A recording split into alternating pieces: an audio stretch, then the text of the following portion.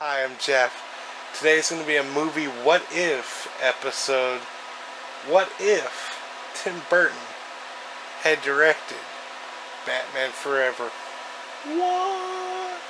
Instead of Joel Schmucher? What? What would it have been like? We'll explore that in a bit. First of all, I'm assuming you've seen Batman Forever. Regardless of your opinion, I actually kind of like the movie. But I was a kid.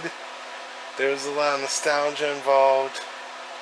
I like Val Kilmer's Batman better than Michael Keaton. Sorry, I know I'm one of the few. That's just how I roll. Sorry.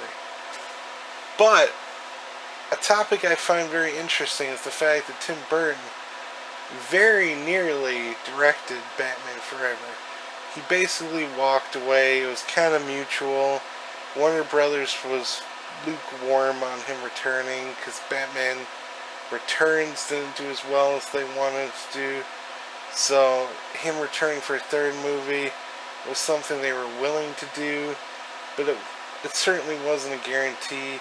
And when he got cold feet about doing another Batman movie, it was kind of mutual. It was a good time for both of them to walk away from the franchise. Unfortunately for Warner Brothers, they brought in Joel Schmucher, who, though Batman Forever did reasonable business, also brought Warner Brothers Batman and Robin, which killed the franchise for a while. That's a subject for another video. Maybe not at all. It's best not to bring that up too much. Anyway, at the time, Tim Burton was very, very much considering returning for a third Batman movie. Now, some of the details are a bit sketchy because with pre-production, things change a lot. They can change over the course of a month, over a week, even a few days can change a movie considerably sometimes in pre-production. Villains can change, casting ideas can change. So some of this is just going to be a very rough idea, and it may not have ended up being how the movie would have turned out even if Tim Burton had directed it.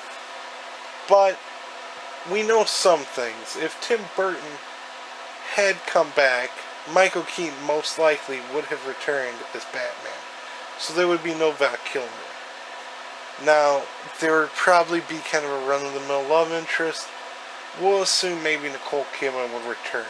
I mean, she certainly was on everybody's radar back then. So it was kind of likely that somebody like her might have been involved. So we'll just shoehorn Nicole Kidman in just for the sake of making Warner Brothers happy. And Tim Burton, I don't think would have a big deal over it, but who knows? He might have put Helen Bonham Carter in there. He might have even put Johnny Depp as the female lead. Who knows?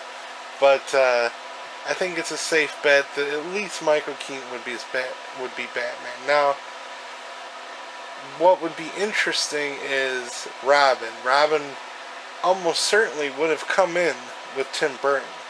However, he probably would have been played by Marlon Wayans. He actually was paid to play Robin in Batman Returns and Batman Forever. I don't know if a lot of people know this. I'm not even positive it was completely confirmed, but from what I've read, I'm pretty sure it happened. And with all that gossip between Batman Returns, Batman Forever, it would have been Marlon Wayans as Robin. So we would have had Michael Keaton as Batman, and we would have Marlon Wayans as Robin. Now, the villains is where it gets a little more interesting. One would assume that if Tim Burton had returned, Billy D. Williams would have returned to play Harvey Dent / Two-Face. So you would not have had a recasting with Tommy Lee Jones. It would have been Lando Calrissian as Two-Face. You would have also probably not had Jim Carrey as the Riddler. Riddle me this, who would have been the Riddler? There were a lot of names thrown around, and nothing was definitive, but one final candidate rumored for the role of the Riddler back when Tim Burton had the project was actually a member of the Monkees, Mickey Dolenz. He may have there was a strong likelihood he would have been the Riddler. And actually, I could see that. He's actually a talented actor. Before he even was in the group The Monkees, he started off as a child actor. The Monkees was actually just a television show based around a band that became an actual band. I love the Monkees, by the way. And I love the band. I actually love the TV show. But Mickey Dolenz actually has mad talent. So, just the fact that he was considered, I find that fascinating. So you would have likely had Michael Keaton, Marlon Wayans, Billy D. Williams, and very possibly Mickey Dolenz. Now, some of the other ones, as I've said, Nicole Kidman probably would have been in there, because Warner Brothers probably would have pushed for her to be in there. Some of the other supporting roles, Alfred, of course, he came back.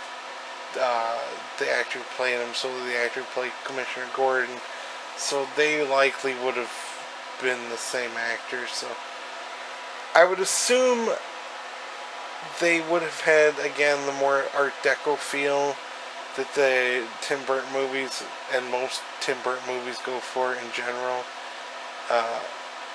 I'm pretty sure they'd have that feel to it. They would have less neon lights. It would have been a darker tone, but honestly, I feel like the basic story probably would have been the same. I really don't think they tweaked it that much when they made the switch from Burton and Schumacher. So I have a feeling a lot of Batman Forever would have been just a cosmetic change. It would have been a slightly different tone to it. It would have had different casting. You wouldn't have Chris O'Donnell. You wouldn't have Val Kilmer. You probably would not have had Jim Carrey. Probably not Tommy Lee Jones. It would have been a more multicultural Batman movie. I'm not a huge fan of race and gender swapping in movies. I'm not racist. If you want to consider me racist, that's your free will. I'm a nerd, and I take these, I don't know. I'm very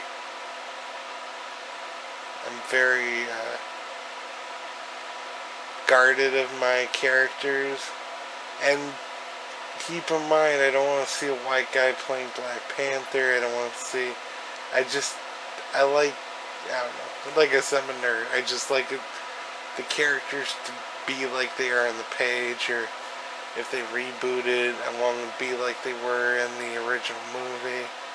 So, please don't hate me for my opinions. But I definitely, I think it would have been an interesting take. I don't necessarily know if it would have been better, but it's a Tim Burton Batman movie. It would have been his third, most likely his last. And other than the casting, I think it would have been pretty much the same. Sorry if that disappoints you out there. And sorry if Tim Burton disagrees.